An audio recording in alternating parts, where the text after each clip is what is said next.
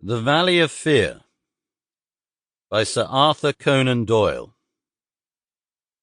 Narrated by Peter Silverleaf. Part 2.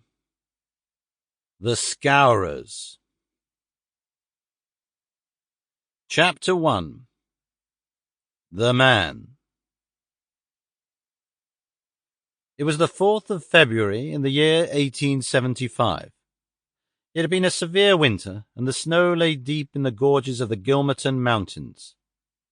The steam ploughs had, however, kept the railroad open, and the evening train, which connects the long line of coal mining and iron-working settlements, was slowly groaning its way up the steep gradients which led from Stagville on the plain to Vermissa, the central township which lies at the head of Vermissa Valley.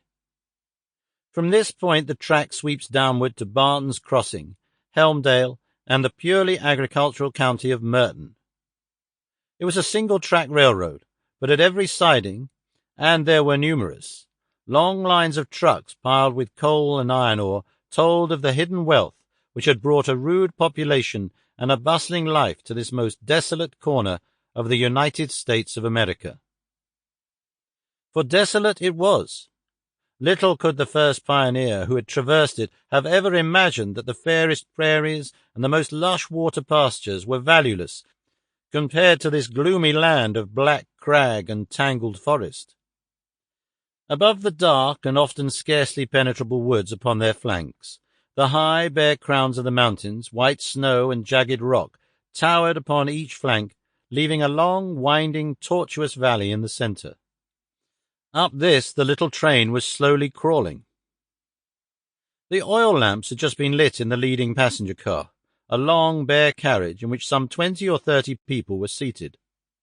The greater number of these were workmen returning from their day's toil in the lower part of the valley. At least a dozen, by their grimed faces and the safety lanterns which they carried, proclaimed themselves miners. These sat smoking in a group and conversed in low voices, glancing occasionally at two men on the opposite side of the car, whose uniforms and badges showed them to be policemen. Several women of the labouring class and one or two travellers who might have been small local storekeepers made up the rest of the company, with the exception of one young man in a corner by himself. It is with this man that we are concerned. Take a good look at him, for he is worth it.